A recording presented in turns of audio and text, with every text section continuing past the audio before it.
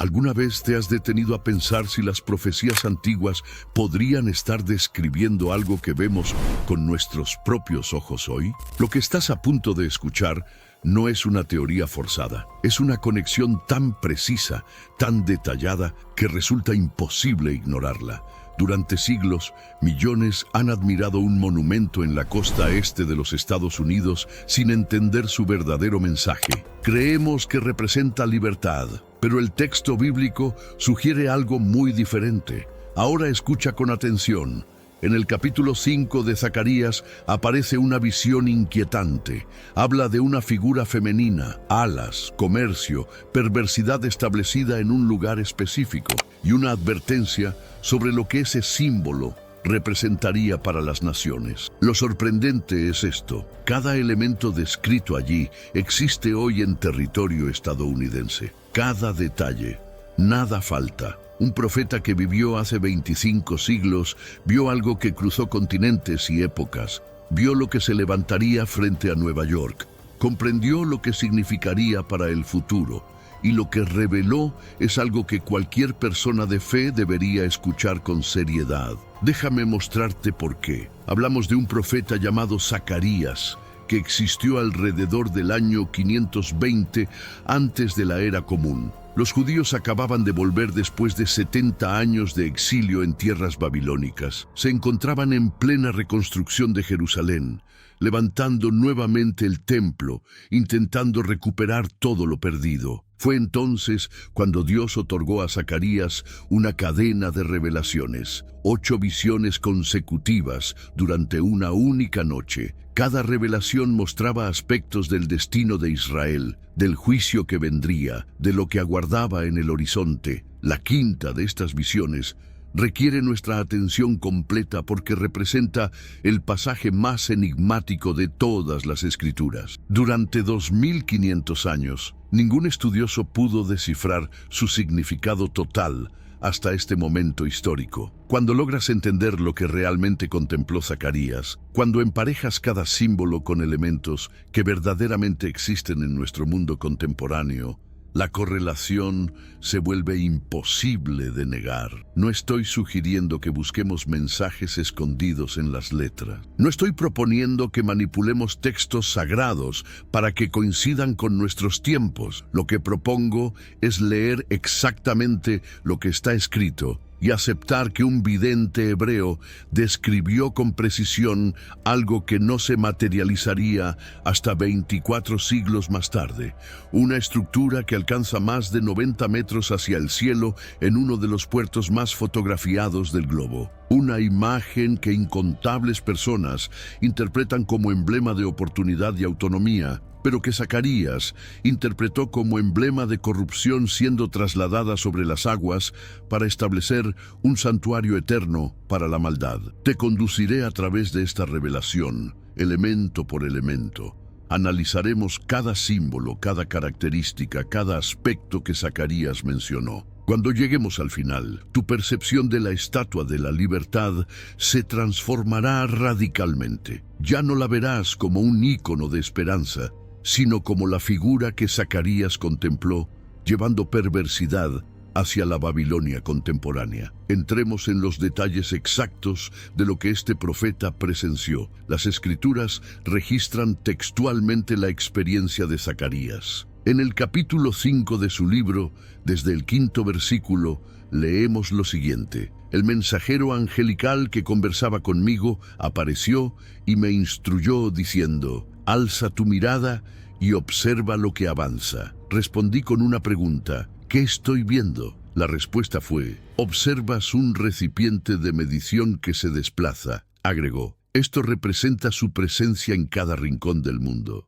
Un contenedor en movimiento, no estático, no permaneciendo en su origen, siendo llevado hacia un destino. Este recipiente simboliza algo con alcance planetario, una presencia universal, trascendiendo fronteras nacionales o territoriales. Continuemos con el versículo 7. Observa cómo se levanta una tapa hecha de plomo y dentro del recipiente hay una mujer sentada. Después declaró: Esto representa la perversidad. La empujó hacia el interior del recipiente y selló firmemente la apertura con la cubierta de plomo. Hagamos una pausa aquí. Una figura femenina ubicada en el interior del recipiente. El ángel la define sin ambigüedad alguna. Ella es la perversidad personificada. No hablamos de conceptos abstractos del mal, no hablamos de metáforas espirituales. Esta mujer encarna literalmente la maldad en forma física y permanece encerrada bajo un sello de plomo,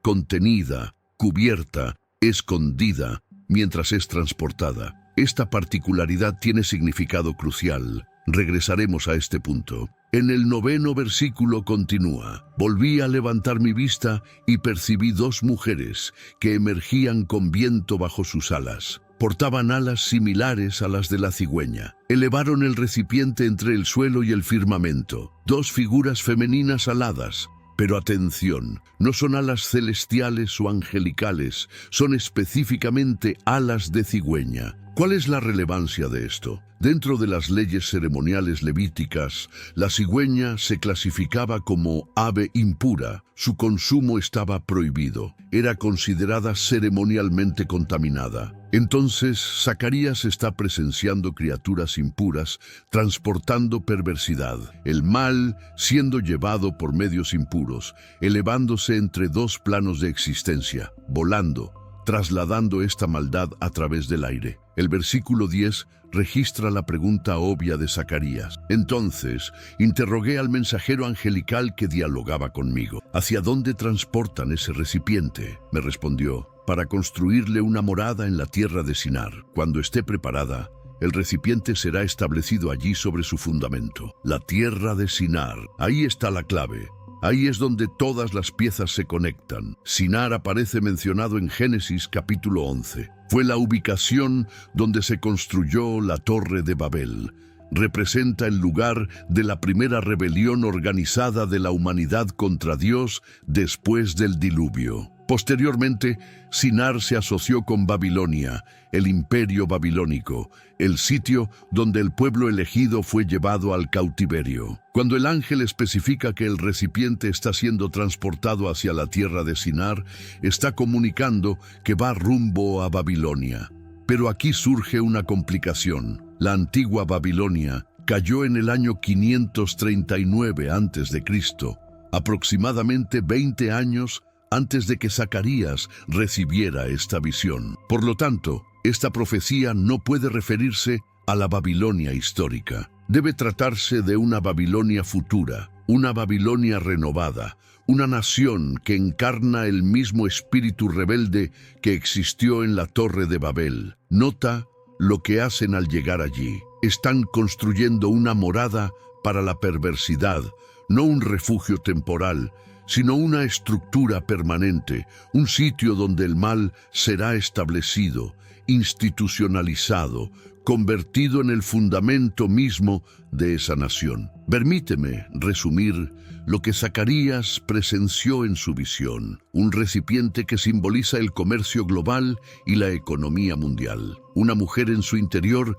personificando la perversidad, sellada con plomo durante el viaje. 2 mujeres con alas impuras transportando este recipiente a través del aire, cruzando distancias, llevándolo hacia una nueva Babilonia, una tierra vinculada con la insurrección contra Dios. Allí edifican un hogar permanente para la maldad. Durante 2400 años, los eruditos leyeron este pasaje sin poder comprenderlo completamente. Intentaron aplicarlo a la Babilonia antigua, al retorno del exilio, a significados espirituales simbólicos. Ninguna de esas interpretaciones coincidía con todos los detalles específicos. La razón es clara. Zacarías no estaba contemplando su propia época, estaba contemplando la nuestra. Estaba viendo una nación que no existiría hasta milenios después. Una nación al otro lado del mar. Una nación construida sobre inmigración y comercio.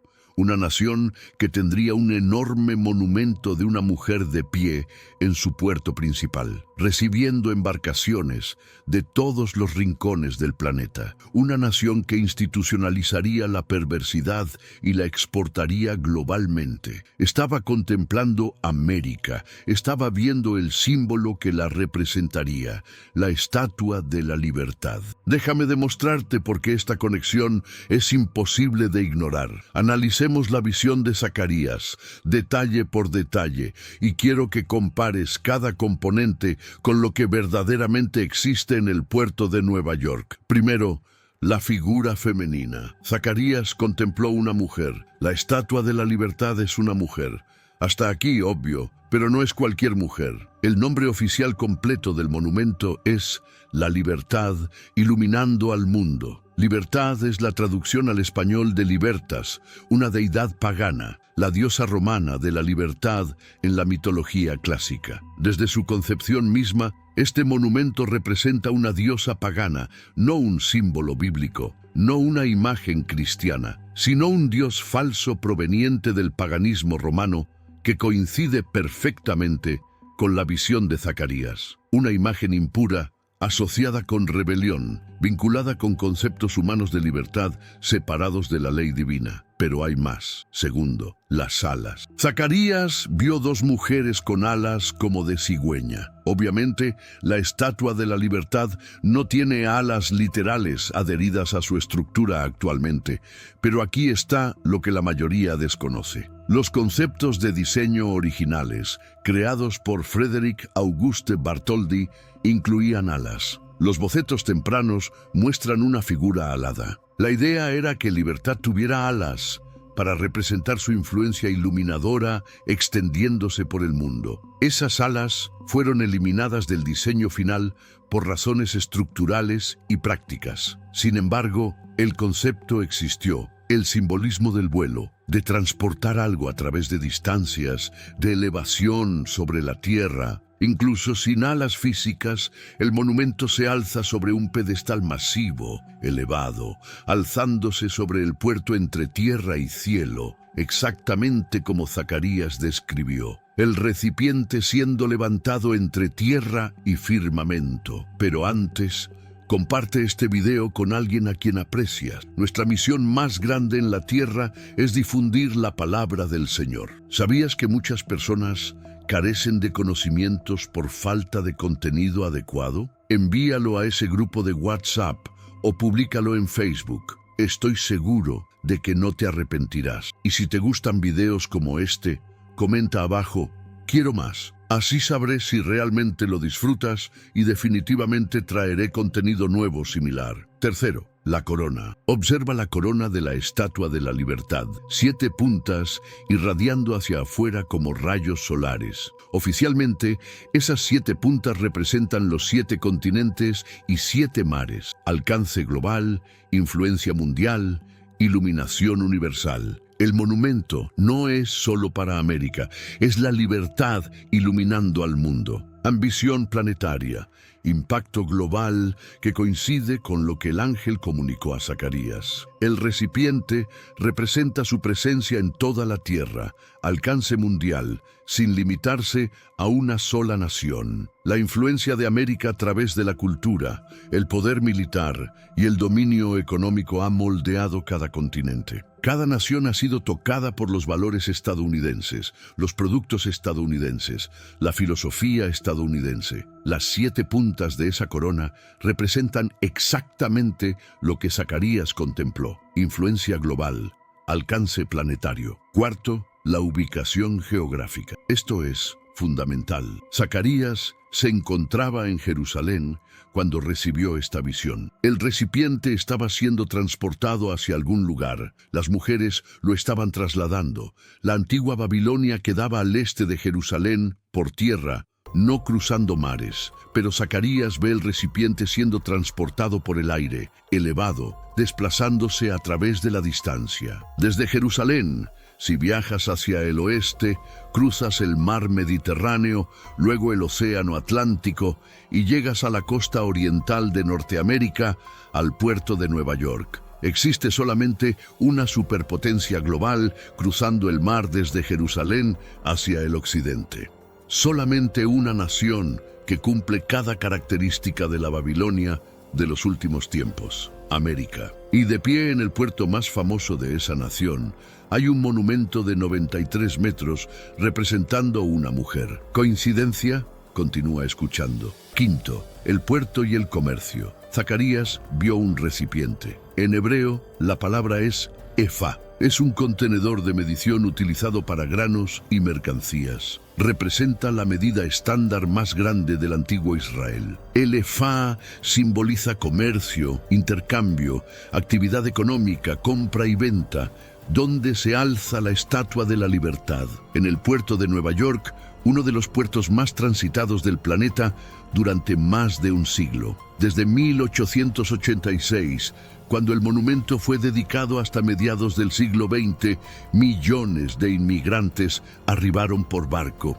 navegaron hacia el puerto de Nueva York, y lo primero que contemplaron fue la Estatua de la Libertad. Pero no eran solo inmigrantes. Había embarcaciones comerciales, cargamentos, mercancías de intercambio provenientes de Europa, de Sudamérica, de todo el globo fluyendo hacia el puerto neoyorquino. El recipiente del comercio, el efá, siendo transportado hacia la nueva tierra. La isla Ellis, directamente detrás de la Estatua de la Libertad, procesó más de 12 millones de inmigrantes entre 1892 y 1954. 12 millones de personas transportadas a través del Atlántico, traídas a la Nueva Babilonia para construir la morada. El simbolismo es exacto. Sexto, la perversidad siendo transportada. Aquí es donde se vuelve incómodo, pero debemos enfrentar lo que dicen las Escrituras. Dentro del recipiente había una mujer representando perversidad y estaba sellada con una cubierta de plomo durante el transporte. ¿Qué significa esto? Significa que la perversidad estaba oculta, contenida, no completamente revelada durante el viaje. Piensa en la fundación de América en 1776. La nación fue establecida con al menos una apariencia de valores cristianos. La Declaración de Independencia menciona al Creador. Los primeros estadounidenses asistían a la iglesia. Los estándares morales provenientes del cristianismo moldearon las leyes y la cultura. La perversidad estaba allí. La esclavitud existía. La codicia existía, el orgullo existía, pero estaba cubierta, contenida, no celebrada abiertamente. Los inmigrantes que llegaban a América en los años 1800 y principios de 1900 fueron informados de que esta era una nación cristiana, una tierra de oportunidades, un lugar de libertad y moralidad. No percibían la perversidad completamente. Estaba sellada bajo una cubierta de plomo, pero Zacarías vio algo más. Vio que eventualmente el recipiente llegaría a su destino. La morada sería construida y la cubierta de plomo sería removida. La perversidad sería revelada abiertamente, orgullosamente institucionalizada en el fundamento mismo de la nación. Y eso es exactamente lo que sucedió en América. Séptimo, la tierra de Sinar. Sinar aparece 3 veces en el Antiguo Testamento. Génesis 11, la Torre de Babel. Daniel 1, refiriéndose a Babilonia. Y aquí en Zacarías 5. Cada vez que aparece, está asociado con rebelión contra Dios, orgullo humano, la humanidad intentando construir una civilización sin la autoridad divina. La Torre de Babel fue el intento de la humanidad de alcanzar el cielo por su propio esfuerzo, de hacerse un nombre, de unificarse bajo liderazgo humano en lugar de someterse a Dios. Dios confundió sus lenguas y los dispersó, pero el espíritu de Babel nunca murió. Simplemente se trasladó a Babilonia, a Roma y ahora a América. América fue fundada sobre principios de la Ilustración. Razón humana, libertad individual, autodeterminación. Estos conceptos suenan bien, pero en su núcleo tratan sobre la humanidad siendo la medida de todas las cosas. No la ley de Dios, sino derechos humanos. No autoridad divina, sino soberanía popular. No moralidad bíblica, sino libertad personal. Ese es el espíritu de Sinar. Ese es el espíritu de Babel. Esa es la rebelión disfrazada de libertad.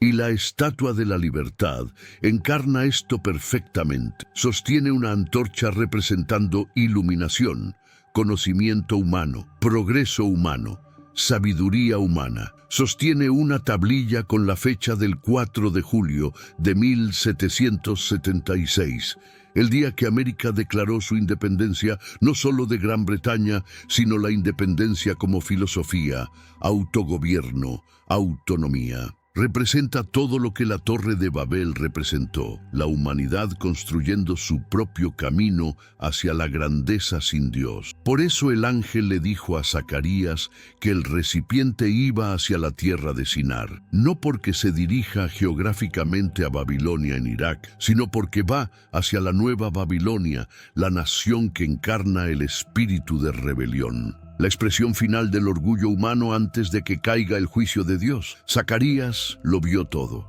La mujer, el simbolismo, la ubicación, el comercio, la perversidad, la rebelión. Vio la estatua de la libertad 2400 años antes de que fuera construida. Pero vio algo más también. Vio por qué estaba siendo llevada allí, para construir una morada. Y eso es lo que necesitamos examinar a continuación. En Zacarías 5:11, el ángel declara: el recipiente está siendo transportado a la tierra de Sinar para construirle una morada. Construir una morada. No una tienda temporal, no un punto de parada breve, sino una residencia permanente.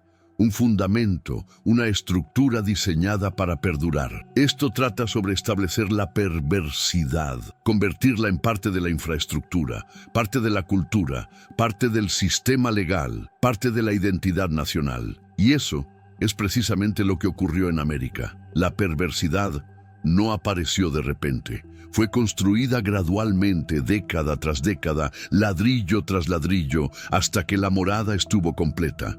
Déjame mostrarte la cronología. Durante los primeros 150 años de historia estadounidense, la nación al menos fingía honrar a Dios. El cristianismo moldeaba la vida pública. Oración en las escuelas, lectura bíblica en los tribunales, los 10 mandamientos exhibidos en edificios gubernamentales.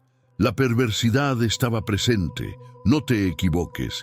La esclavitud, la avaricia, el orgullo, el racismo, todo existía, pero estaba cubierto, oculto bajo un barniz de moralidad cristiana.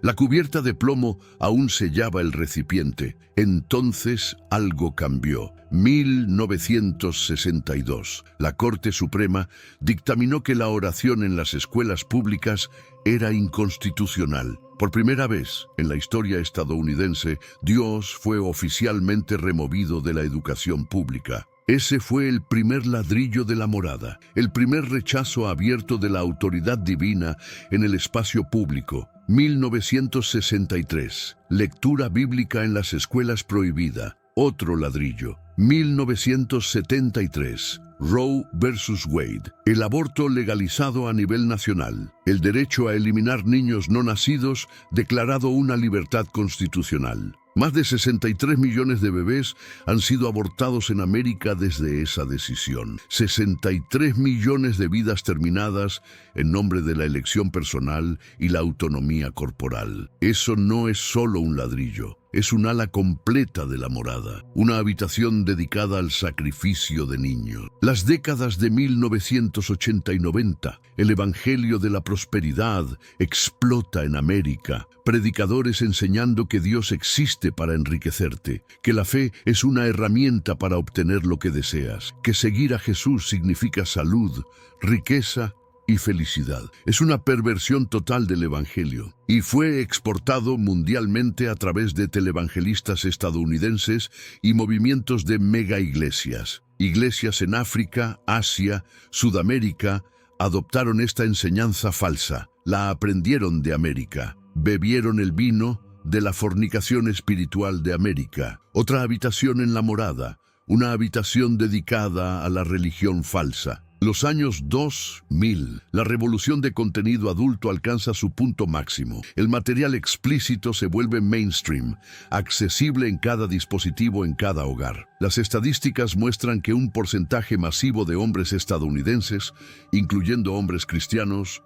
consumen regularmente este contenido. Las tasas de matrimonio se desploman. El divorcio se normaliza. La cohabitación sin matrimonio se convierte en el estándar. El diseño bíblico para la intimidad y la familia es completamente abandonado. Otra habitación dedicada a la inmoralidad. 2015. Obergefell versus Hodges. La Corte Suprema declara que el matrimonio puede ser entre dos hombres o dos mujeres. La definición de matrimonio establecida por Dios desde el principio es oficialmente redefinida por decreto humano. En años, esta redefinición se extiende globalmente. Nación tras nación sigue el ejemplo de América. Lo que Dios llama abominación es celebrado como progreso. Otra habitación en la morada. Los años 2020. La ideología de identidad de género toma control. Hombres afirmando ser mujeres. Mujeres afirmando ser hombres. Niños siendo informados de que pueden elegir su género. Bloqueadores de pubertad, tratamientos hormonales, mutilación de cuerpos sanos. Y si hablas en contra, eres etiquetado como intolerante, prejuicioso, del lado equivocado de la historia. Esto no solo es aceptado en América, es impuesto a través de leyes, políticas corporativas, presión social. La morada está casi completa. ¿Ves lo que sucedió? Década tras década, América construyó una residencia permanente para la perversidad. No fue repentino, fue metódico, intencional.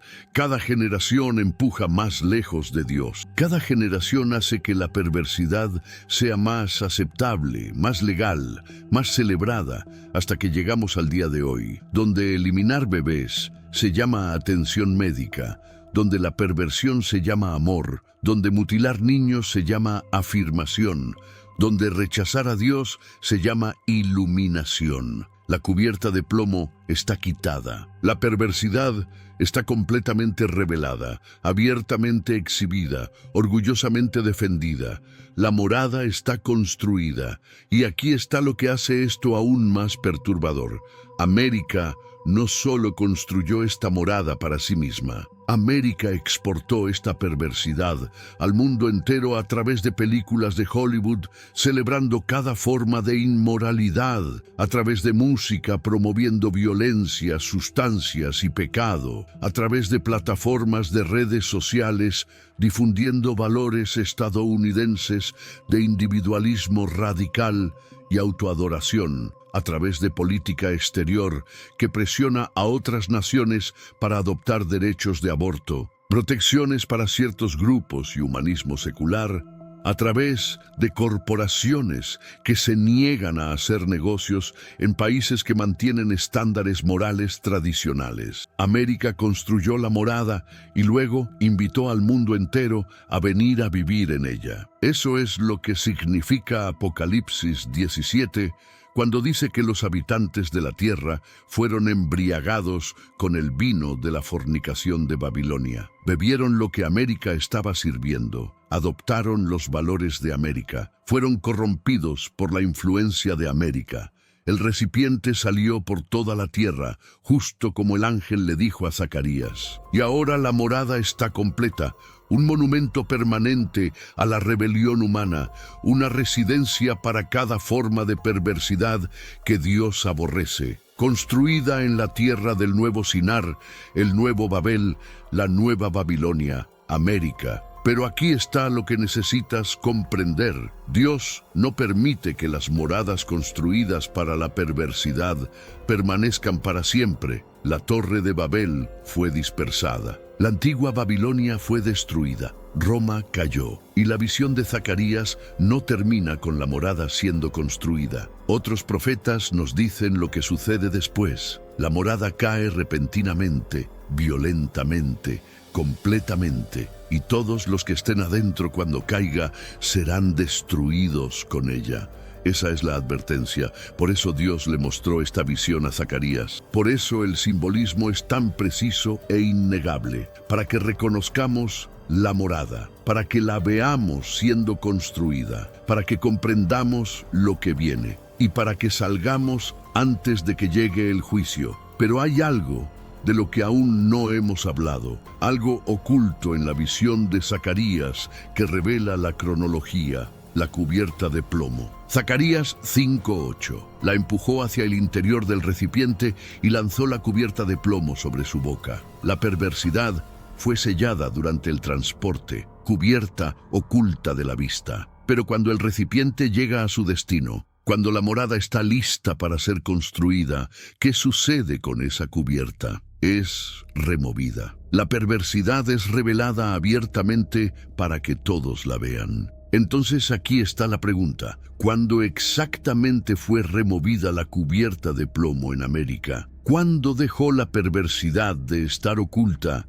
y comenzó a ser celebrada? Porque si podemos identificar ese momento, podemos calcular cuánto tiempo queda antes de que la morada esté completa, antes de que caiga el juicio. Encontré la respuesta. Y cuando la veas, cuando comprendas lo que representa la cubierta de plomo y cuándo fue removida, la cronología se vuelve aterradoramente específica. Pero eso no es algo que pueda explicar en el tiempo que nos queda. La cubierta de plomo es la clave de todo, del tiempo, de entender dónde estamos en el calendario profético, de saber qué tan cerca estamos de la caída de Babilonia. Y lo que descubrí sobre cuándo esa cubierta fue removida cambiará cómo ves los últimos 60 años de historia estadounidense.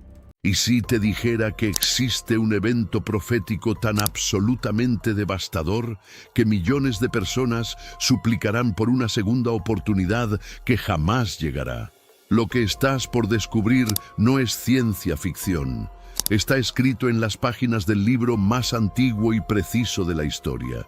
Pero escucha con atención, porque antes de revelarte ese acontecimiento que cambiará todo para siempre, necesitas conocer 5 eventos que ya comenzaron a cumplirse ante nuestros ojos. Acompáñame hasta el final, porque el 5.º evento podría estar ocurriendo ahora mismo, mientras tú y yo hablamos. Y cuando comprendas su verdadero significado, tu manera de ver el mundo y el tiempo que vivimos jamás volverá a ser la misma.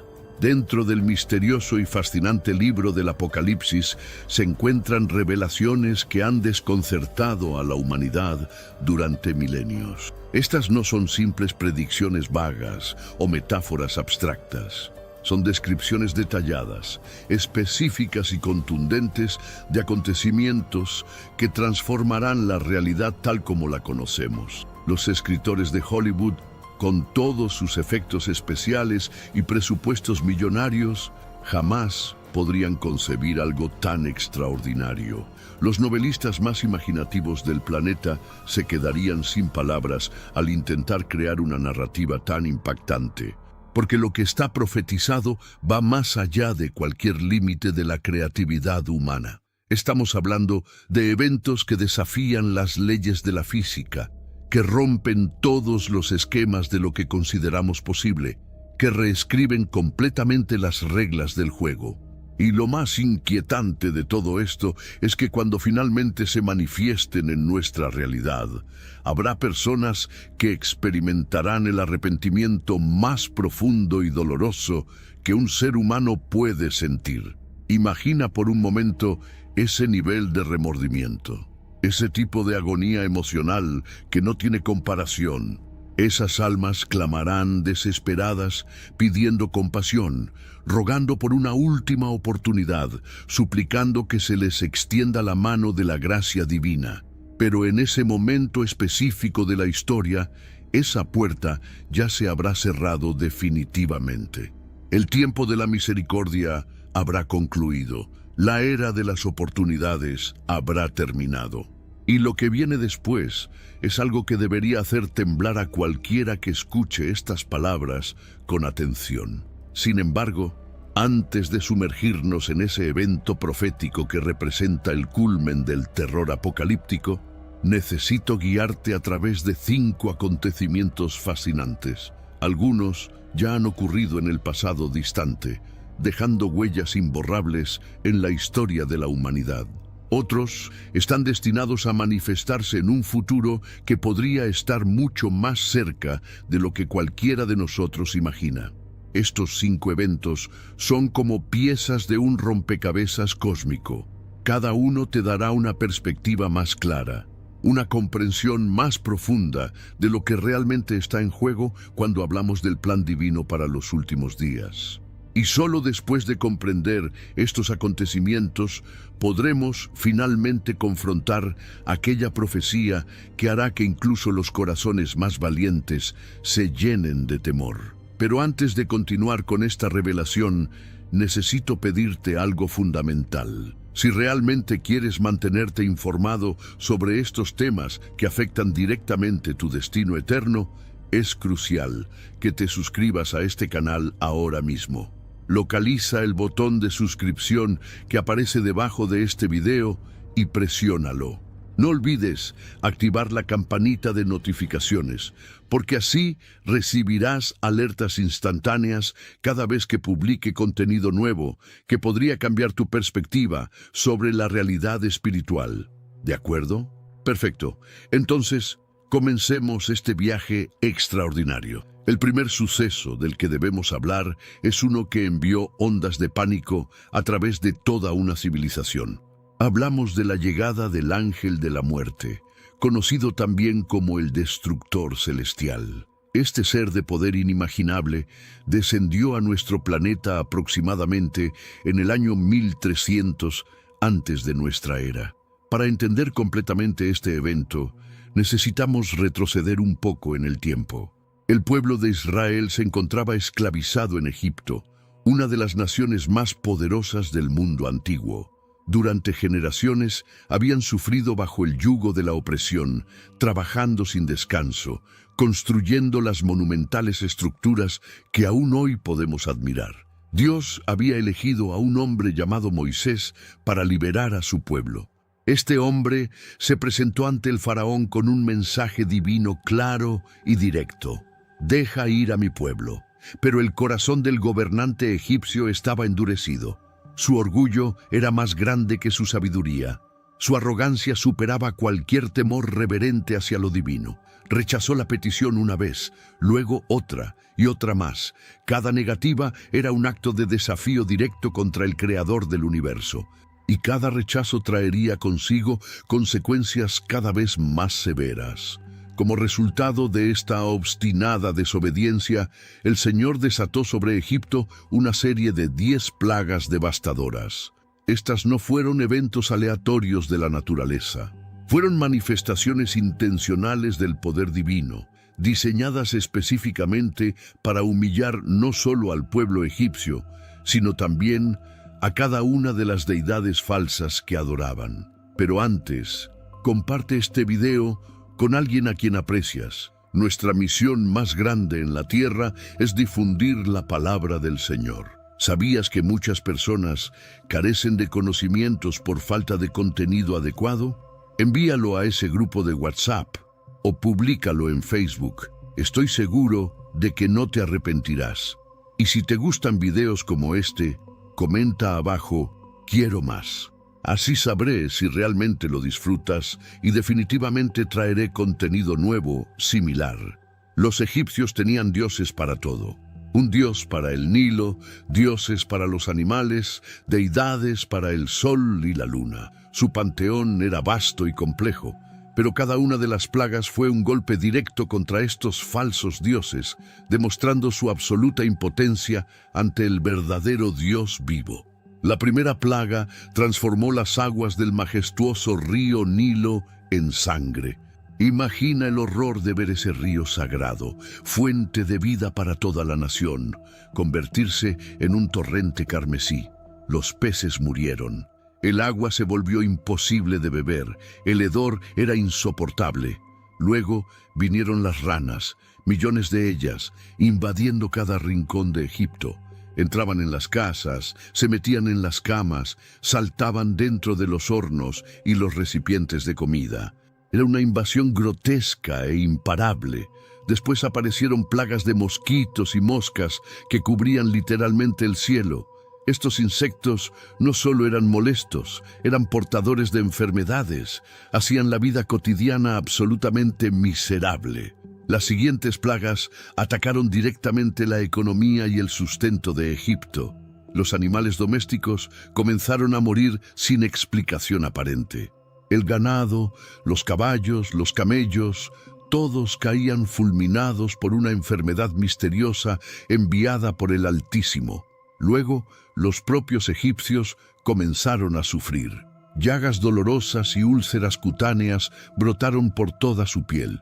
Era una condición tan severa que incluso los magos de la corte del faraón no podían siquiera presentarse ante él debido a sus dolorosas heridas. Después vino una tormenta de granizo como nunca antes se había visto.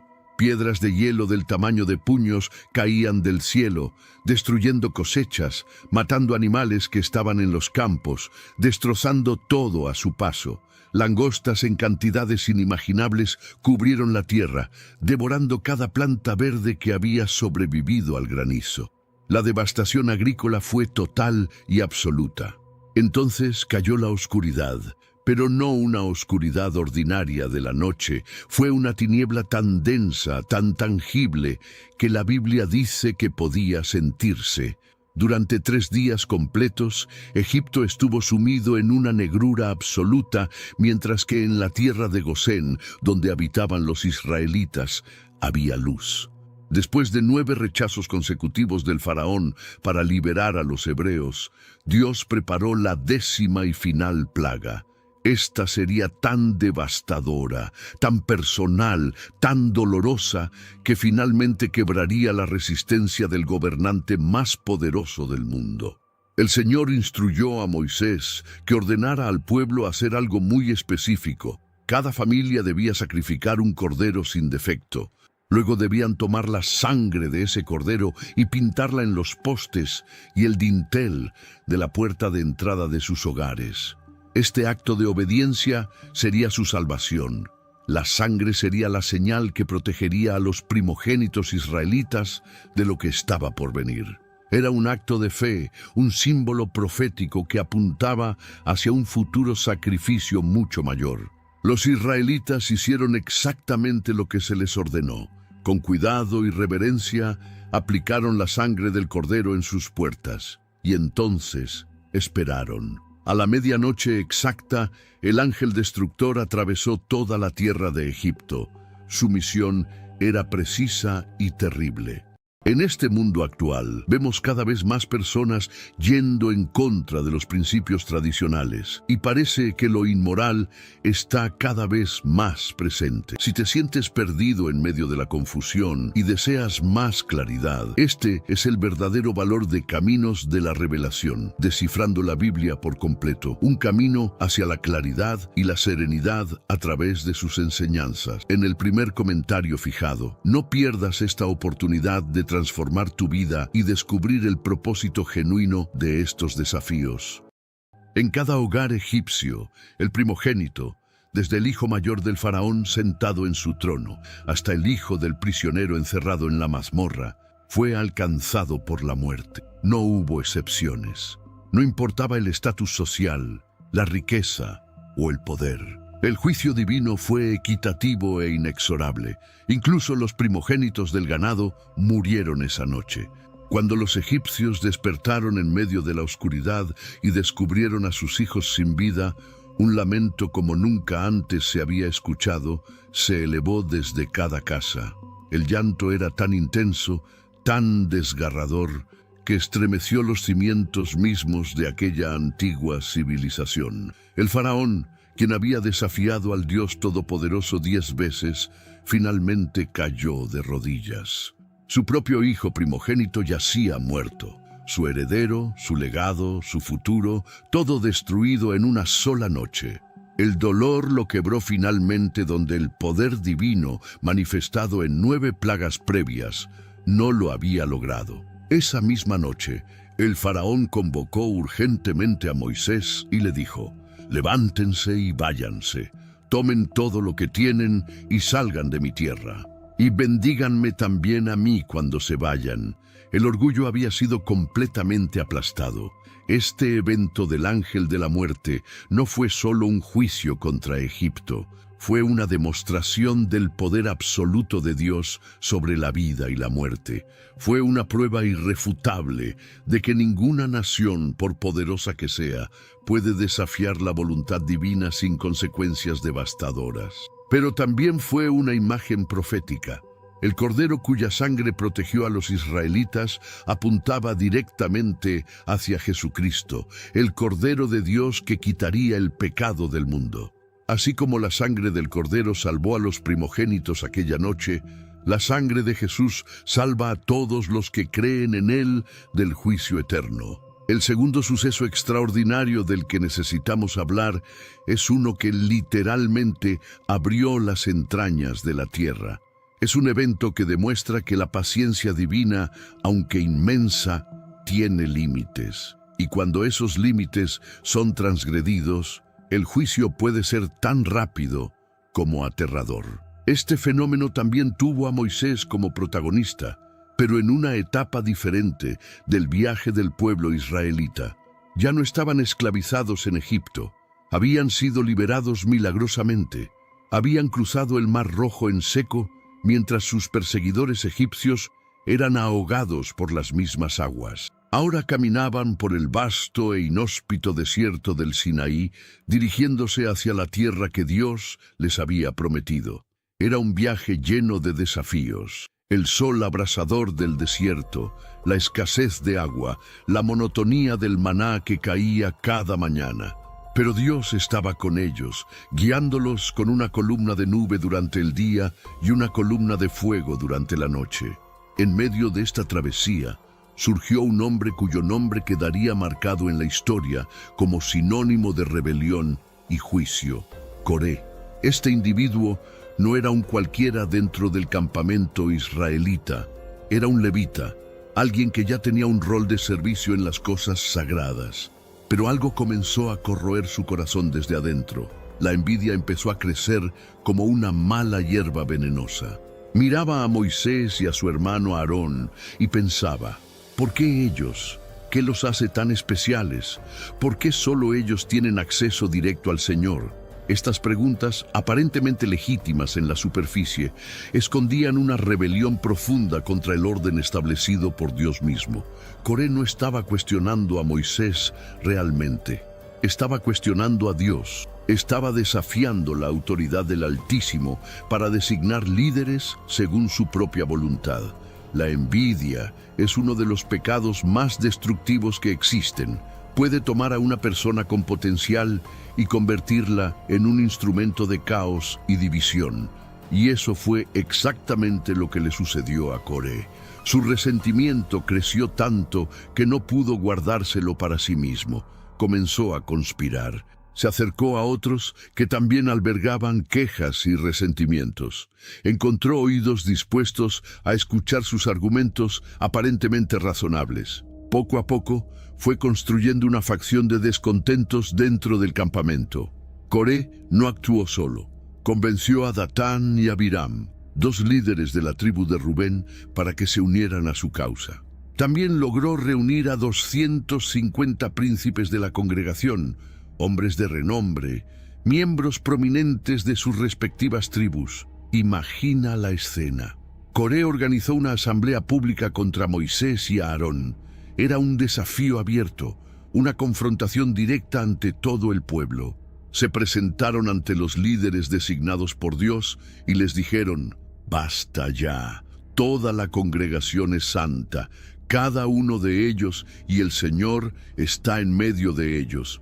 ¿Por qué entonces ustedes se elevan por encima de la congregación del Señor?».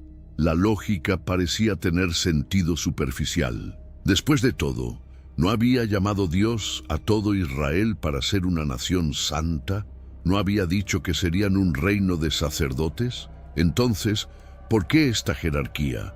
Pero lo que Coré y sus seguidores no entendían o deliberadamente ignoraban era que la igualdad en dignidad ante Dios no significa identidad en función o llamado.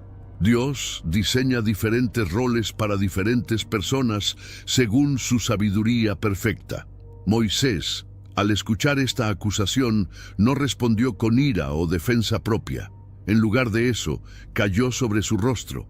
Era su respuesta característica ante las crisis. Se humilló ante Dios y buscó la dirección divina. Luego Moisés habló a Coré y a su grupo. Les propuso una prueba para el día siguiente. Cada uno debía tomar su incensario, poner incienso en él y presentarlo ante el Señor. Entonces Dios mismo mostraría quién era santo y quién había sido elegido para acercarse a él. Esa noche, Dios habló a Moisés y a Aarón con palabras que revelaban la profundidad de su ira.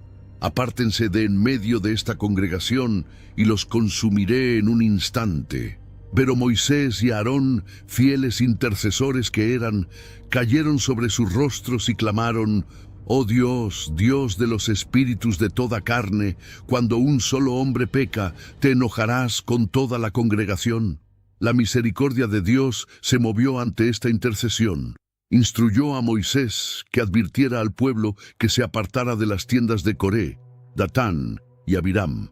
La oportunidad para el arrepentimiento estaba ahí, pero tendría que ser tomada rápidamente. Moisés fue personalmente a las tiendas de Datán y Abiram. Los ancianos de Israel lo acompañaron. Habló al pueblo reunido: «Apártense ahora de las tiendas de estos hombres malvados y no toquen nada de lo que les pertenece, no sea que sean barridos por todos sus pecados». Luego pronunció una declaración profética que sellaría el destino de los rebeldes. «En esto conocerán que el Señor me ha enviado para hacer todas estas obras y que no las he hecho por mi propia voluntad. Si estos hombres mueren como mueren todos los hombres, entonces el Señor no me ha enviado. Pero si el Señor hace algo completamente nuevo, y la tierra abre su boca y se los traga con todo lo que les pertenece, y descienden vivos al Seol, entonces sabrán que estos hombres han despreciado al Señor». Apenas terminó de pronunciar estas palabras cuando sucedió algo que nunca antes había ocurrido en la historia humana. La tierra sólida bajo los pies de Coré y sus cómplices comenzó a temblar. De repente, el suelo se abrió como una boca hambrienta. Una grieta masiva se formó exactamente debajo de donde estaban parados los rebeldes. Era como si el infierno mismo hubiera abierto sus fauces para tragarlos. Coré, Datán, Abiram, sus familias completas, todos los hombres que pertenecían a Coré y todos sus bienes fueron engullidos por la tierra. Descendieron vivos al abismo, con sus tiendas, sus posesiones, todo lo que tenían. Los gritos de terror de aquellos hombres mientras caían a las profundidades deben haber sido escalofriantes. Era un juicio tan dramático, tan visible, tan inmediato, que no dejaba espacio para dudas sobre quién tenía la razón. Todo Israel que estaba alrededor de ellos huyó ante sus gritos diciendo: «No sea que la tierra nos trague también a nosotros». El terror se apoderó del campamento. Todos comprendieron en ese momento que no se juega con lo sagrado. Pero el juicio no terminó ahí. Salió fuego de la presencia del Señor que consumió a los 250 hombres que habían ofrecido el incienso. Estos líderes tribales que habían respaldado la rebelión de Coré fueron instantáneamente aniquilados por el fuego divino. Luego, la tierra se cerró sobre los que había tragado. Desaparecieron por completo de en medio de la congregación. Era como si nunca hubieran existido. El suelo quedó aparentemente intacto, pero debajo yacían los cuerpos de aquellos que habían desafiado la autoridad divina.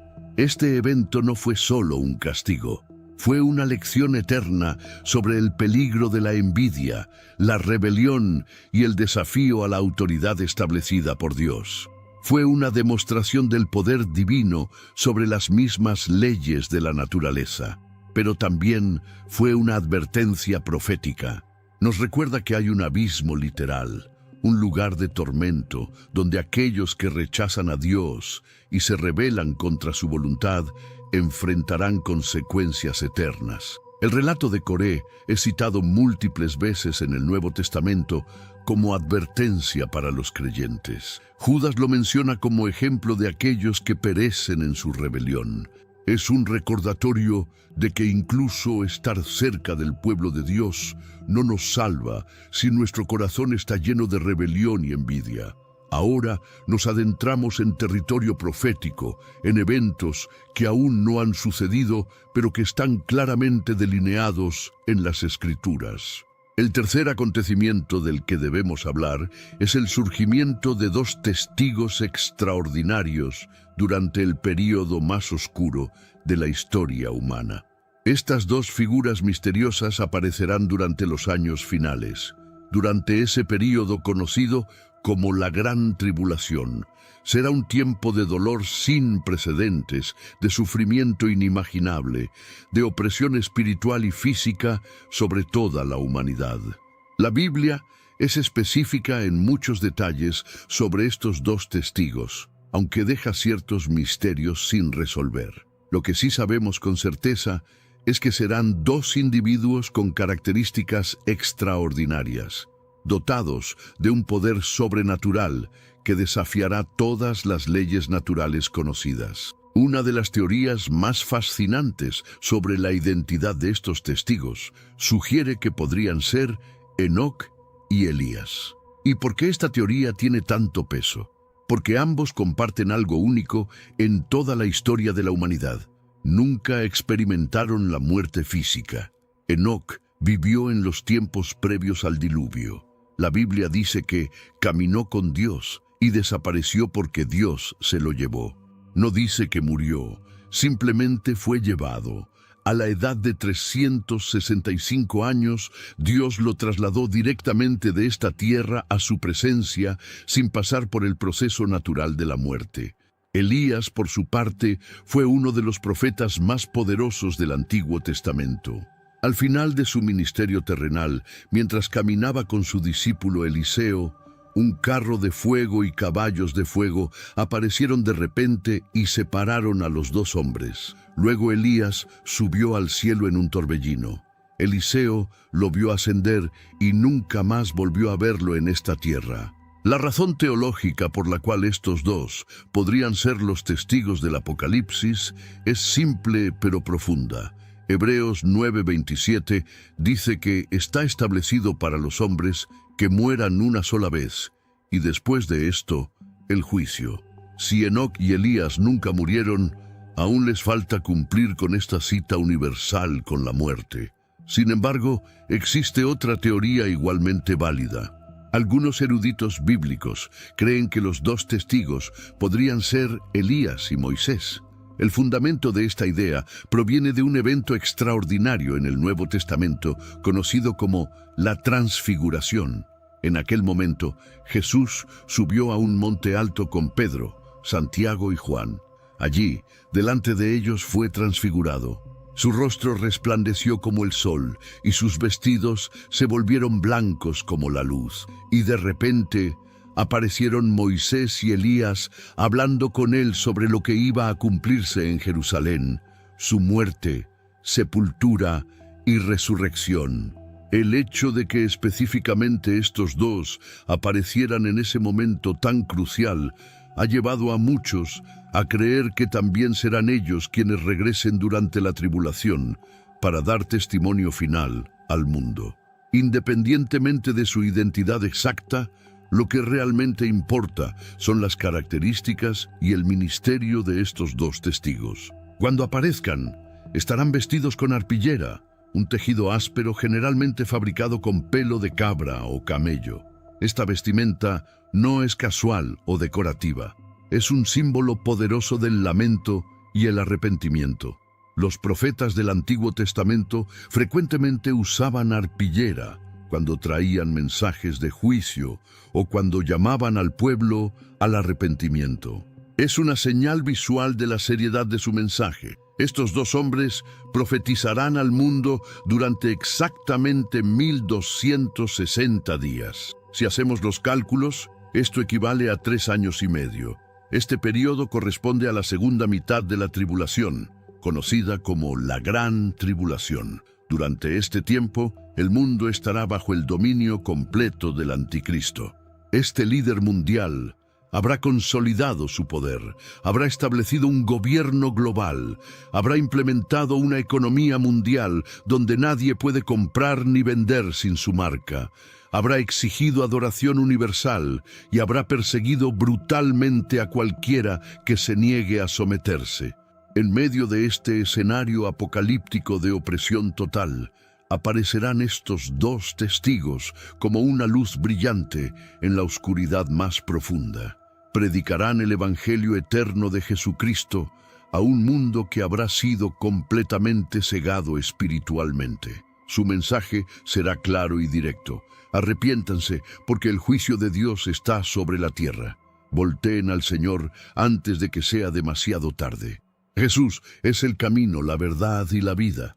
La mayoría de la humanidad los odiará con un odio visceral. ¿Por qué? Porque estarán predicando un mensaje que va completamente contra la narrativa establecida por el Anticristo. Estarán llamando mentiroso al líder que todos adoran. Estarán denunciando el sistema que todos han aceptado.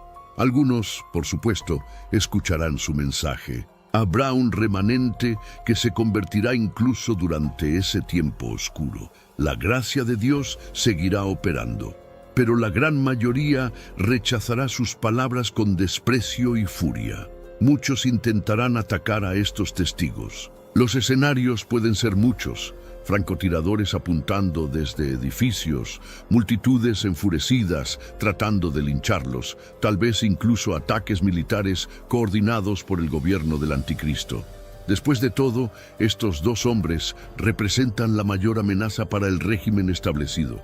Pero aquí es donde la protección sobrenatural de Dios se manifestará de manera dramática. La Biblia es cristalina al respecto. Si alguien quiere hacerles daño, fuego sale de la boca de los testigos y devora a sus enemigos. Imagina presenciar esto. Un grupo armado se acerca para arrestarlos o eliminarlos. Los testigos abren sus bocas y literalmente sale fuego que consume instantáneamente a los atacantes. No es un truco con pirotecnia, no es un efecto especial. Es fuego genuino, sobrenatural, que reduce a cenizas a cualquiera que intente dañarlos. Este poder no es para venganza personal o capricho, es protección divina, porque su misión aún no ha terminado. Dios los mantendrá vivos hasta que hayan completado su testimonio de 3 años y medio.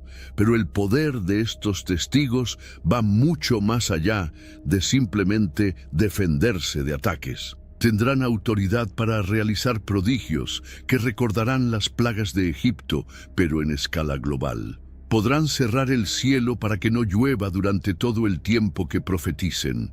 Piensa en las implicaciones de esto. 3 años y medio sin lluvia en todo el planeta.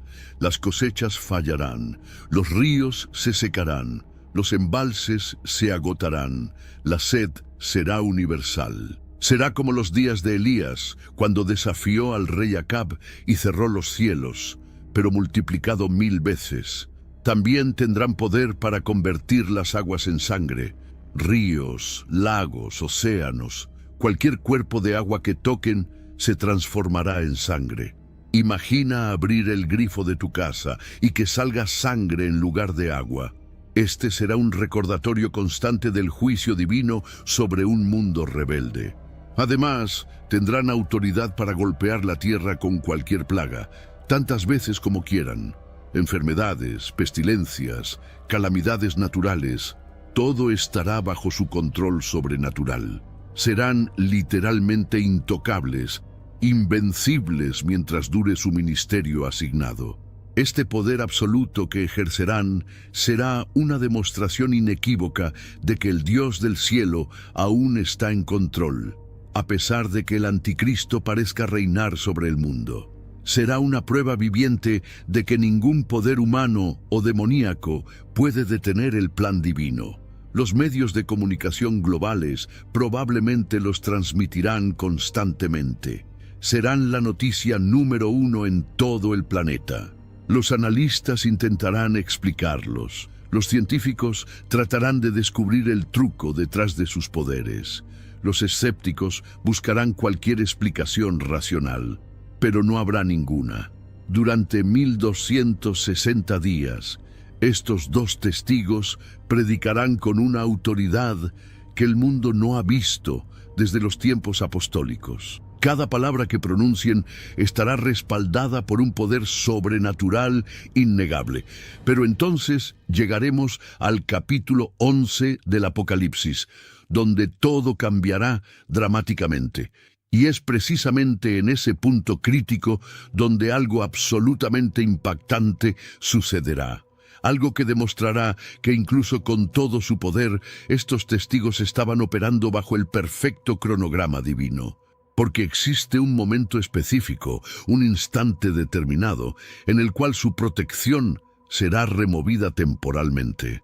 Cuando hayan completado su testimonio de 3 años y medio, surgirá desde las profundidades del abismo una criatura de poder terrible. La Biblia la identifica simplemente como la bestia.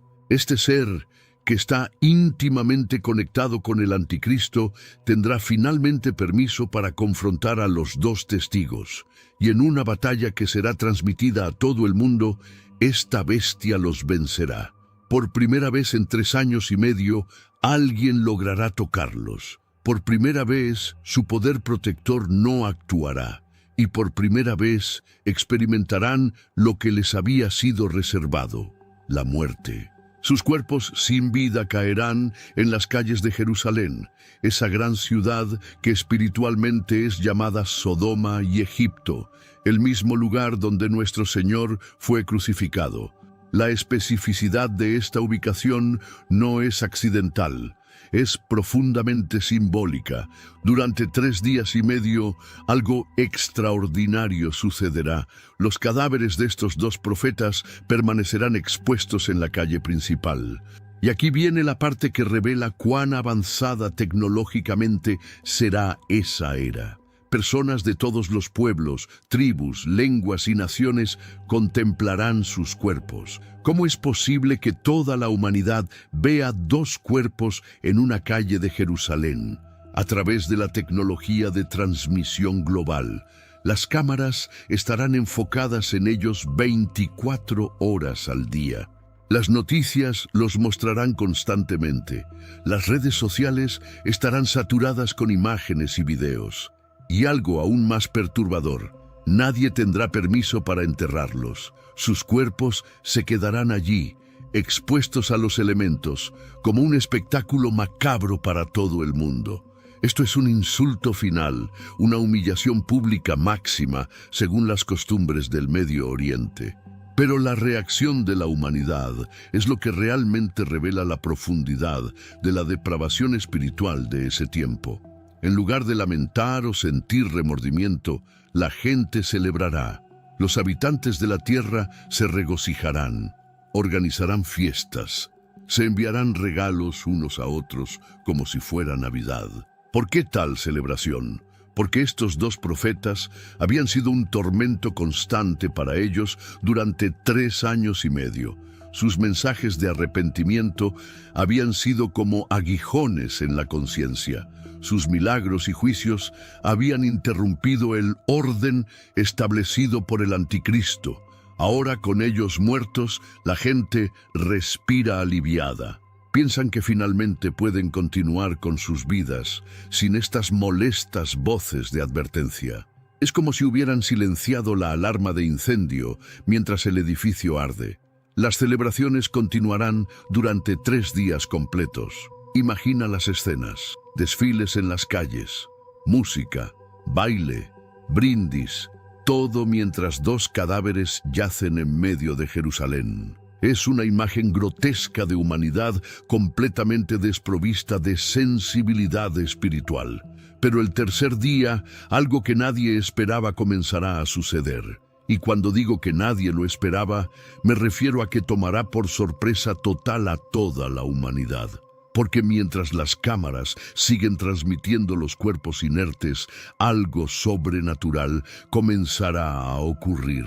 El espíritu de vida de Dios entrará en ellos. Sus pechos comenzarán a moverse, sus ojos se abrirán, se levantarán sobre sus pies, resucitarán delante de las cámaras del mundo entero. Imagina el caos absoluto que esto provocará.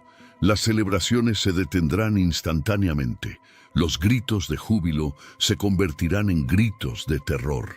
La gente que estaba festejando segundos antes ahora huirá despavorida, porque están presenciando lo imposible. 2 hombres muertos volviendo a la vida. El pánico será universal e inmediato. No será solo miedo, será un terror profundo que penetrará hasta el alma de cada persona que presencie este evento, porque en ese momento entenderán que todo lo que estos testigos habían predicado era verdad. Entonces sucederá algo aún más asombroso. Una voz potente resonará desde el cielo, tan fuerte que será escuchada en toda Jerusalén y captada por todos los micrófonos. ¡Suban aquí! Y ante los ojos de todo el mundo, ante las cámaras que han estado grabando cada momento, los 2 testigos comenzarán a ascender. Una nube los envolverá. Se elevarán hacia el cielo mientras sus enemigos observan con horror y asombro. Pero el evento no terminará ahí. En ese mismo momento, un terremoto masivo sacudirá Jerusalén. No será un temblor ordinario. Será tan poderoso que 1/10 parte de la ciudad se derrumbará.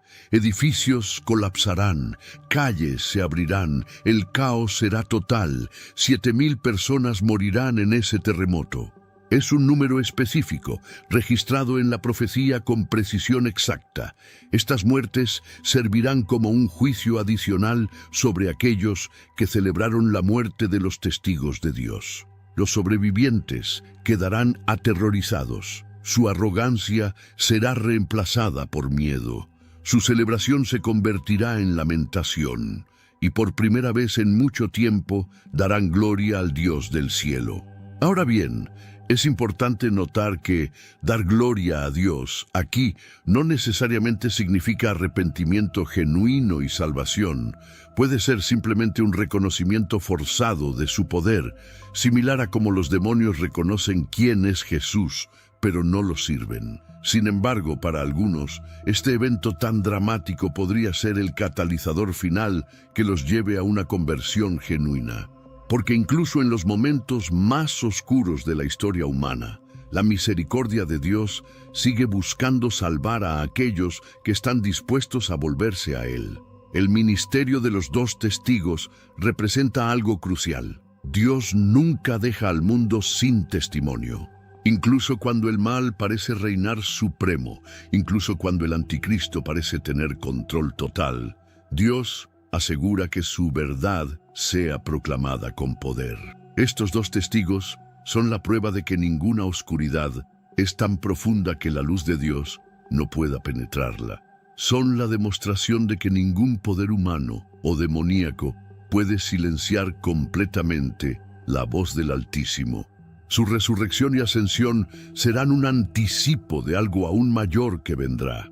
Porque si Dios puede resucitar a estos 2 testigos después de 3 días y medio, ¿qué hará con todos aquellos que han dormido en Cristo a lo largo de los siglos? Y esto nos lleva al 4.º acontecimiento, uno que representa el clímax de toda la historia humana desde una perspectiva militar y espiritual. Estamos hablando del Armagedón, la batalla que dará fin a todas las batallas. El nombre mismo, Armagedón, ha penetrado tanto en la cultura popular que se usa para describir cualquier catástrofe mayor. Películas, libros, series de televisión, todos han usado este término. Pero la realidad del verdadero Armagedón superará cualquier representación ficticia por un factor de 1000. Para entender completamente este evento, necesitamos establecer el contexto. Durante los 7 años de la Gran Tribulación, el mundo habrá experimentado juicios divinos de una escala sin precedentes. Las plagas, los terremotos, el caos económico, las guerras, todo habrá llevado a la humanidad al borde del colapso total. El anticristo habrá consolidado su poder global. Habrá establecido un gobierno mundial unificado. Todas las naciones estarán bajo su control, al menos nominalmente. Su autoridad será absoluta, su palabra será ley, y cualquiera que se oponga será eliminado sin piedad. Pero a pesar de todos los juicios divinos que habrán caído sobre la tierra, la humanidad no se arrepentirá. Al contrario, en su locura espiritual, blasfemarán contra el nombre de Dios, le echarán la culpa de todos sus sufrimientos sin reconocer que son consecuencia de su propia rebelión. Es en este contexto de rebelión universal que se preparará la escena final. Israel, la nación elegida de Dios, se convertirá en el foco de atención mundial. El anticristo dirigirá su furia final contra el pueblo judío en un intento de completar lo que Hitler y otros tiranos a lo largo de la historia no pudieron lograr: la aniquilación total del pueblo hebreo. ¿Por qué este odio especial hacia Israel? Porque Satanás sabe que las promesas de Dios están ligadas a esta nación. Si puede destruir a Israel, puede probar que Dios es un mentiroso. Si puede eliminar al pueblo judío, puede frustrar el plan divino de redención. Por supuesto, esto es imposible, pero en su arrogancia demoníaca lo intentará. Las naciones del mundo, controladas por espíritus demoníacos, comenzarán a congregarse. Los ejércitos de todas las naciones empezarán a movilizarse hacia el Medio Oriente. Es una coalición militar sin precedentes en la historia humana. El libro de Apocalipsis, capítulo 16, describe cómo los espíritus de demonios realizarán señales milagrosas para reunir a los gobernantes del mundo entero para la batalla del gran día del Dios Todopoderoso. Esta no es una campaña militar ordinaria. Es una guerra orquestada por fuerzas espirituales oscuras con un objetivo: destruir a Israel y desafiar a Dios. El lugar de encuentro designado tiene un nombre que ha resonado a través de los siglos: Armagedón, en hebreo Har Megiddo, que significa Monte Megiddo. Este sitio tiene una historia militar rica que se remonta a los tiempos del Antiguo Testamento. El Valle de Megiddo ha sido escenario de innumerables batallas a lo largo de la historia. Está ubicado estratégicamente en una ruta comercial importante que conecta África, Asia y Europa. Por esta razón, quien controla Megiddo controla el flujo de comercio y ejércitos entre continentes. En el libro de Jueces, Débora y Barak derrotaron a Sísara y su ejército cananeo en este mismo lugar. A pesar de estar en inferioridad numérica y tecnológica, el enemigo tenía 900 carros de hierro. El pueblo de Dios salió victorioso porque el Señor peleó por ellos. Esta victoria antigua es un prefijo profético de lo que sucederá en los últimos días. Una vez más, el pueblo de Dios estará rodeado por enemigos abrumadores. Una vez más, parecerá que la derrota es inevitable. Pero una vez más, Dios intervendrá de manera espectacular. Los ejércitos del mundo se posicionarán alrededor de Israel. Tanques, aviones, misiles, toda la tecnología militar más avanzada del planeta estará concentrada en esa región. Los generales trazarán sus estrategias, los soldados tomarán sus posiciones, la cuenta regresiva para el ataque final comenzará.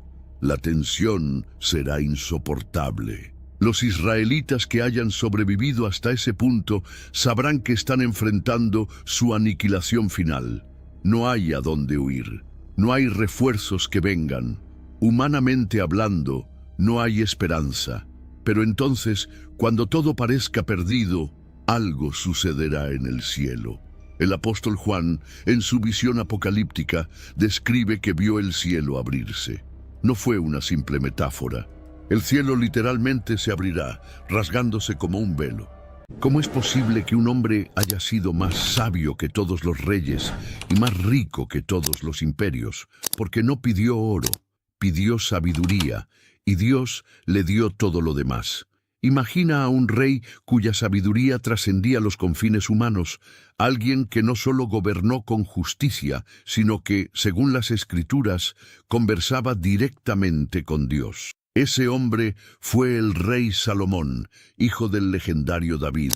Fue ungido no solo con poder terrenal, sino con un discernimiento espiritual que lo convirtió en una figura mítica. Su nombre es sinónimo de gloria, riqueza y un conocimiento divino que desafiaba los límites del entendimiento humano. Salomón no pidió oro ni venganza ni ejércitos, pidió sabiduría.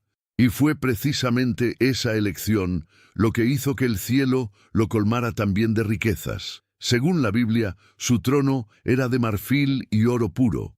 Su palacio brillaba como si el mismísimo sol se hubiera posado en Jerusalén. Ningún monarca antes o después acumuló tanto esplendor, pero la grandeza de Salomón no se medía solo en metales preciosos, sino en su comunión con lo divino.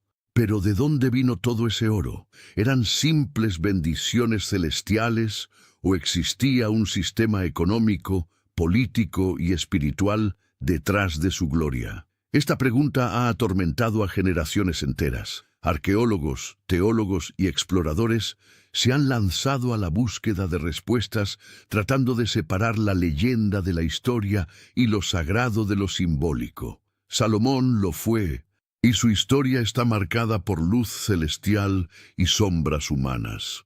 Salomón vivió en una paradoja divina. Era al mismo tiempo rey de los hombres y servidor del Altísimo.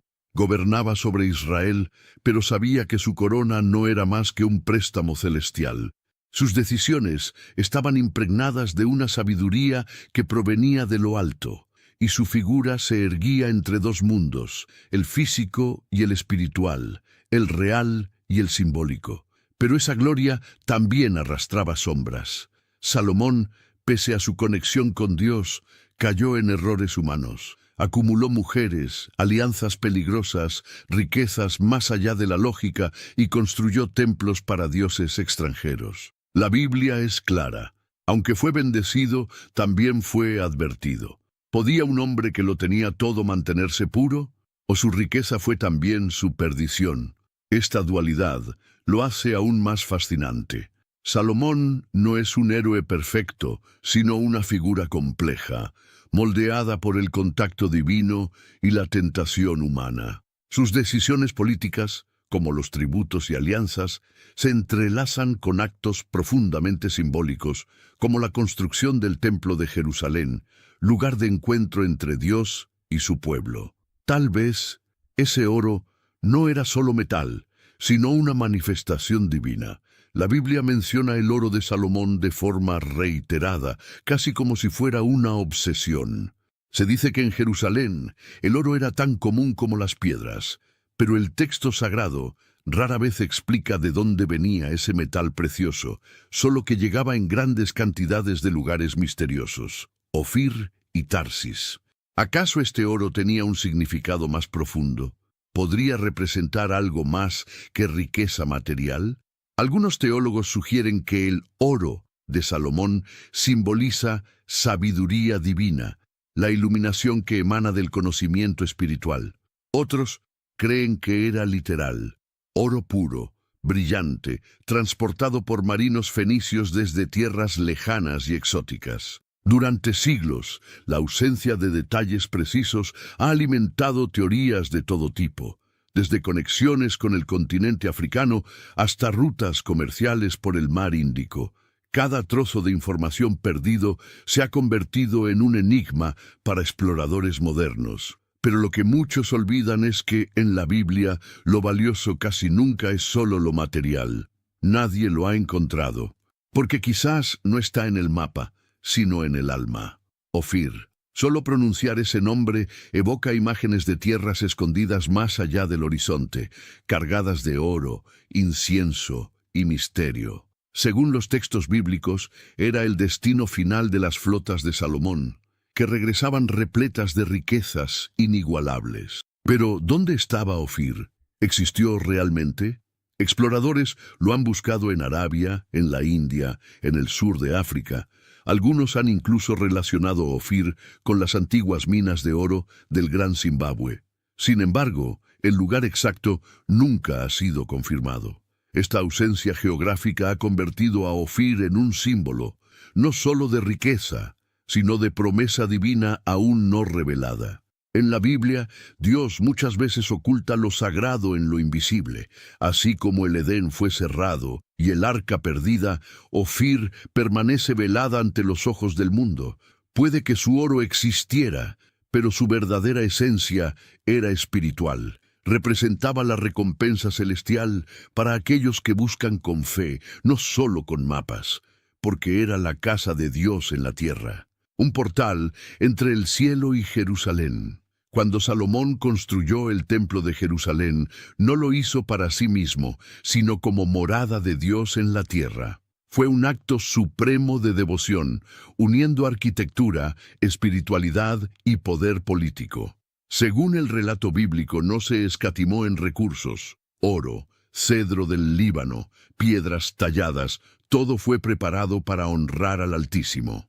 Pero ese templo también fue símbolo de una alianza sagrada entre Dios y el pueblo de Israel. No era solo un edificio, era el centro espiritual del mundo conocido. Su santidad era tan grande que solo el sumo sacerdote podía entrar en el lugar santísimo una vez al año.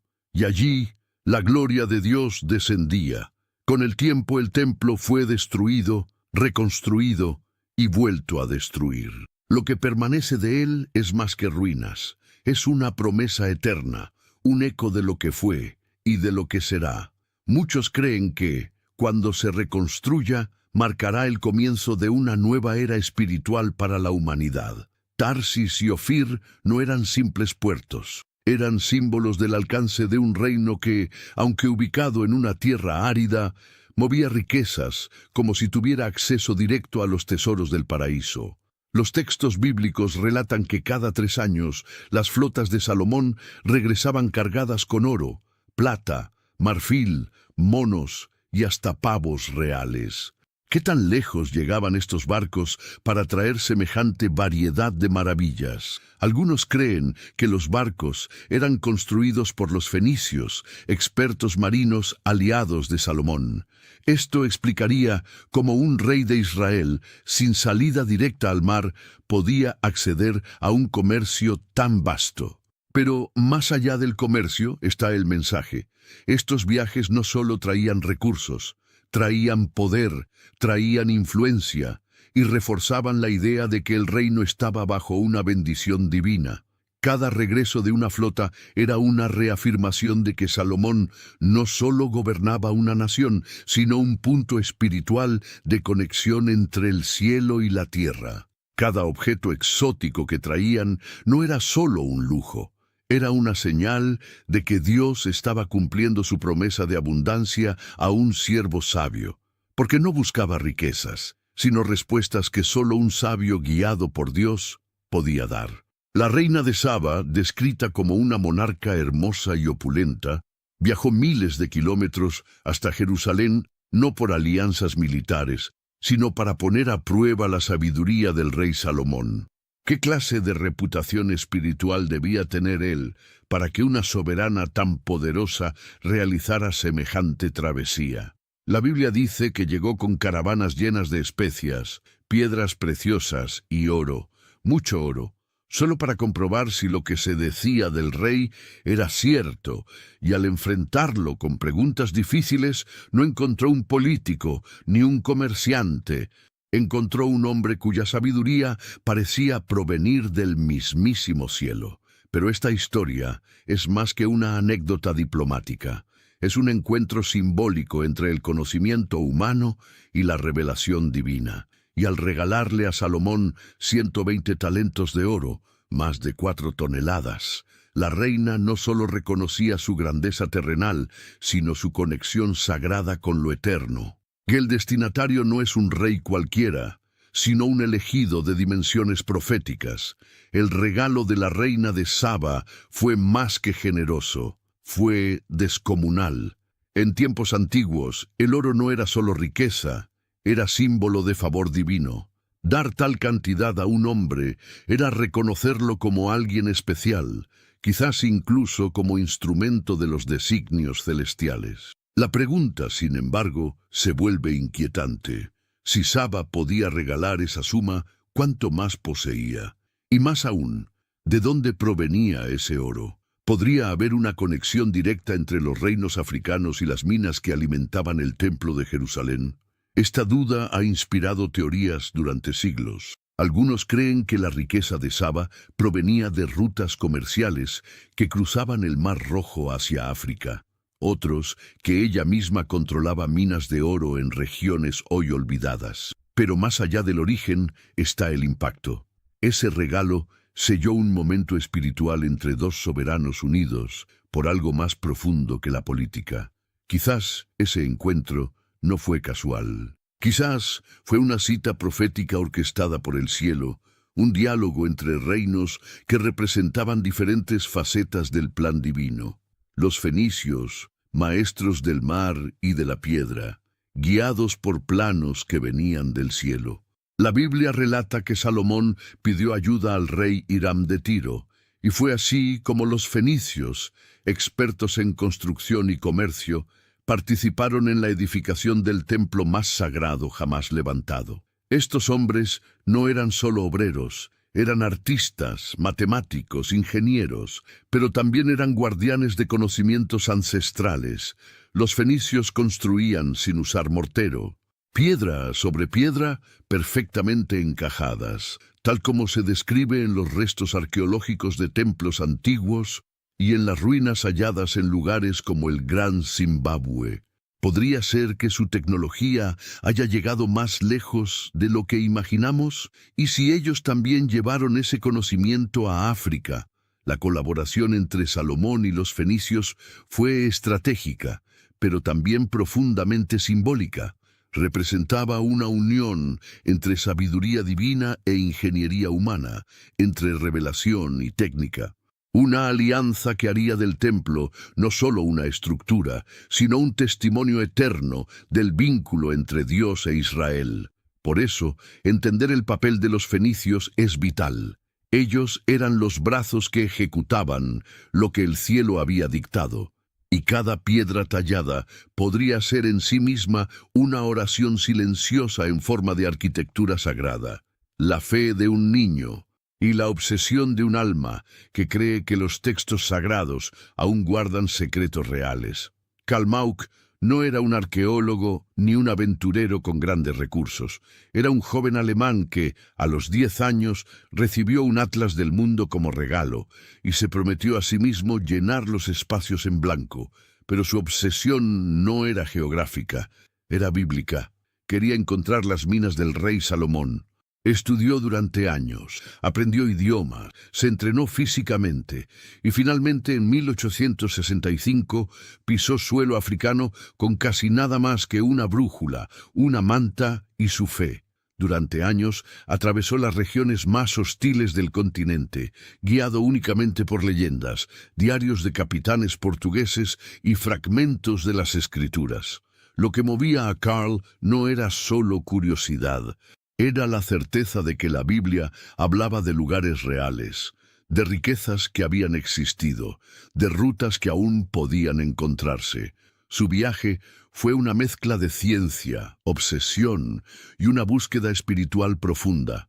Y aunque muchos lo trataron como loco, Karl estaba convencido de algo que aún hoy resuena. Si la palabra de Dios describe un lugar, entonces en algún rincón del mundo, ese lugar debe existir. Durante siglos, el misterio de Ofir ha sido un rompecabezas espiritual y geográfico.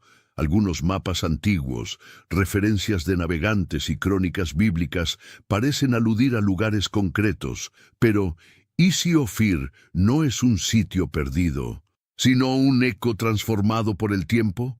¿Podría estar su huella escondida en nombres como Sofala, al sureste de África?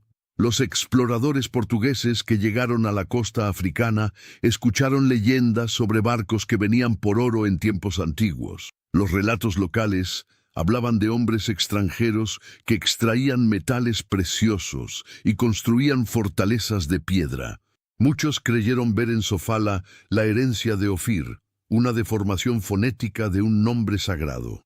Esta teoría no es solo lingüística, conecta rutas marítimas, descripciones bíblicas y patrones comerciales antiguos. Aunque los escépticos se aferran a la falta de pruebas concretas, hay algo que resuena en lo profundo. La Biblia nunca fue un simple libro de símbolos, y los nombres antiguos podrían ser pistas divinas disfrazadas. Buscar Ofir es más que una expedición arqueológica. Es un acto de fe, un intento de alinear el conocimiento humano con la revelación eterna. Porque cuando los nombres coinciden, los mapas tiemblan. Una obsesión tan poderosa que décadas después cambiaría la historia para siempre. En 1837, en una modesta casa de carpinteros alemanes, nació Karl Mauch. El día que cumplió 10 años, recibió un regalo aparentemente inofensivo, un atlas. Pero, al ver la inmensidad del continente africano, casi completamente vacío en los mapas de la época, algo se encendió en su interior. Ese niño no soñaba con ser rey ni explorador. Soñaba con descubrir lo que la Biblia había dejado en sombras. Su obsesión no era política ni económica, era espiritual. Sentía que era su deber revelar lo oculto, como si la palabra de Dios lo hubiera llamado a completar sus páginas con hechos. Aprendió idiomas por su cuenta, se entrenó físicamente y estudió astronomía, medicina, geología. Caminaba kilómetros diarios como si entrenara no su cuerpo, sino su voluntad. A los ojos del mundo era un joven obstinado, pero en su mente era un instrumento de algo más grande. Muchos se ríen de los soñadores, pero hay sueños que no vienen del ego, sino del cielo, y a veces Dios pone un atlas en las manos de un niño para que, con el tiempo, revele los secretos de reyes antiguos. Fe y una determinación que nace solo cuando uno cree que Dios mismo lo está guiando. Karl Mauch no tenía ejércitos ni caravanas, ni siquiera una expedición científica que lo respaldara. Tenía una brújula, un cuchillo, una manta y la Biblia. Entró al corazón del continente africano guiado por fragmentos de textos antiguos y relatos casi olvidados. Lo que buscaba no era fama, era la confirmación de que la palabra de Dios no mentía. Enfrentó el hambre, enfermedades, animales salvajes, tribus hostiles. Fue prisionero, negoció su libertad, caminó por tierras en las que ningún europeo había pisado antes. Cada paso que daba era una oración silenciosa, cada obstáculo una prueba de fe. Muchos habrían desistido al primer león. Karl siguió. Su viaje fue una odisea espiritual. Cada día era una lucha entre la razón y la revelación, entre el cuerpo que quería descansar y el alma que no podía detenerse. Porque si las minas de Salomón existían, entonces la Biblia decía la verdad. Y si decía la verdad sobre eso, entonces decía la verdad sobre todo. Este no era un explorador más. Era un peregrino con brújula, buscando oro no por avaricia, sino por confirmación divina. Entonces, la historia, la arqueología y la fe colapsarían en una misma verdad. Las leyendas locales hablaban de estructuras monumentales escondidas entre ríos, montañas y árboles, muros colosales, construcciones de piedra sin argamasa, alineadas con precisión matemática. Cuando Karl Mauch oyó estas historias de los pueblos nativos, sintió que la Biblia le estaba hablando directamente. Pero antes, comparte este video con alguien a quien aprecias. Nuestra misión más grande en la tierra es difundir la palabra del Señor. ¿Sabías que muchas personas carecen de conocimientos por falta de contenido adecuado? Envíalo a ese grupo de WhatsApp o públicalo en Facebook. Estoy seguro de que no te arrepentirás. Y si te gustan videos como este, comenta abajo, quiero más. Así sabré si realmente lo disfrutas y definitivamente traeré contenido nuevo similar. Las ruinas que encontró eran impresionantes. 2 grandes complejos conectados por pasadizos, piedras encajadas con maestría, sin mortero. El parecido con las descripciones del Templo de Salomón era perturbador. ¿Era posible que en medio de África estuviera el palacio de la reina de Saba? Los lugareños le aseguraban que ellos no lo habían construido, que cuando llegaron ya estaba allí. Algunos incluso decían que hombres blancos vivieron allí hace mucho tiempo. Todo encajaba. Los relatos antiguos, los registros portugueses, las pistas bíblicas. Karl estaba convencido. Había encontrado el epicentro del misterio. Y si eso era cierto, entonces la Biblia no solo era historia espiritual, también era un mapa sagrado, esperando ser descifrado. Tan perfectas que sus imitaciones sobreviven hasta hoy sin una sola gota de cemento. Las ruinas que Karl descubrió no eran escombros, eran monumentos. Las piedras, talladas con precisión quirúrgica, encajaban como si hubieran sido moldeadas con láser. No había cemento, no había errores, solo simetría, proporción y un silencio que hablaba de sabiduría ancestral. La descripción del Templo de Salomón en la Biblia es clara. Grandes piedras costosas, labradas, traídas para poner los cimientos de la casa de Dios. Esa misma técnica, ese mismo estilo, se veía en las ruinas africanas. ¿Coincidencia o prueba? Para muchos, era imposible que una civilización africana precolonial tuviera semejante capacidad técnica, pero los hechos estaban allí, desafiando los prejuicios y las versiones eurocéntricas de la historia. Y para Karl, esa semejanza no era accidental, era una firma divina, una conexión directa con Jerusalén. Quizás, solo quizás, esas piedras no fueron colocadas solo con manos humanas, sino guiadas por un propósito celestial. Sí, cuando lo que las sostiene no es argamasa, sino propósito divino. Las ruinas que Karl Mausch encontró estaban formadas por bloques de granito encajados con tal perfección que parecía imposible para su tiempo.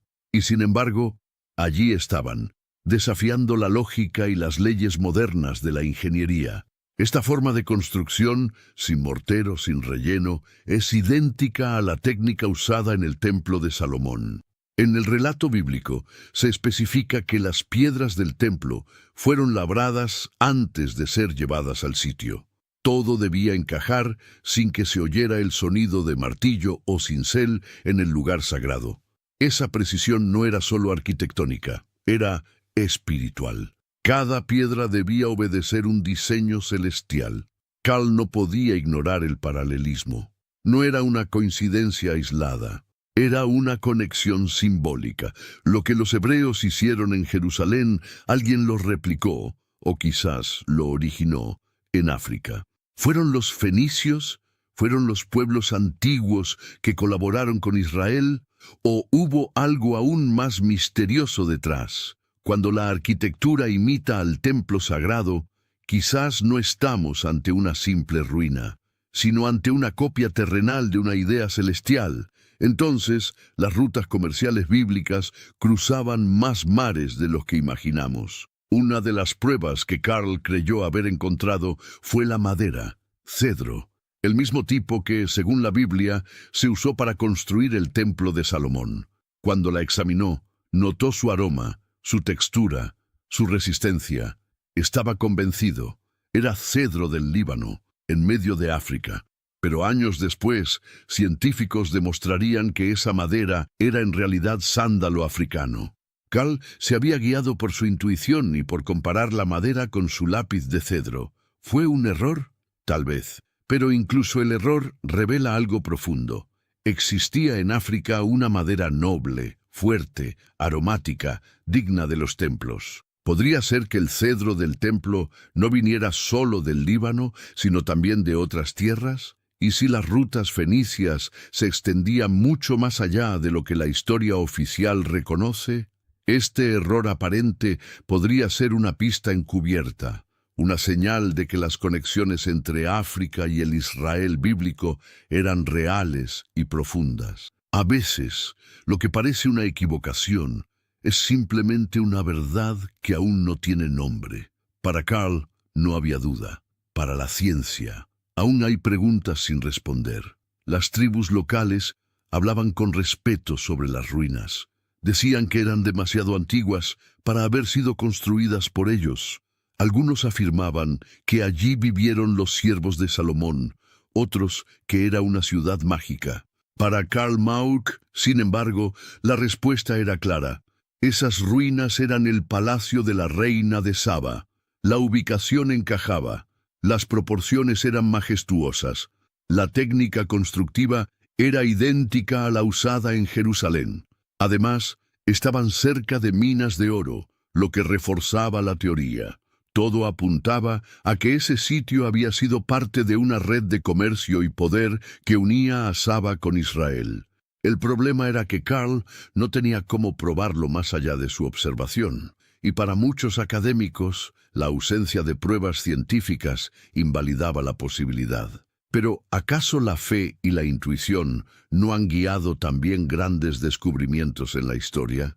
Tal vez no haya una placa que diga, aquí vivió Saba, pero a veces las piedras hablan más fuerte que las palabras. Entonces, África no solo tuvo reinos gloriosos, sino templos que desafiaron a Jerusalén. Durante siglos, la narrativa colonial negó que África tuviera civilizaciones avanzadas antes de la llegada de los europeos. Pero las ruinas del Gran Zimbabue cambiaron esa historia. Eran colosales, precisas, planificadas. No podían ser obra de pastores primitivos como algunos querían creer. Karl Mauck fue el primero en poner estas ruinas en el mapa, pero su obsesión con Salomón lo desvió del verdadero hallazgo. Lo que había descubierto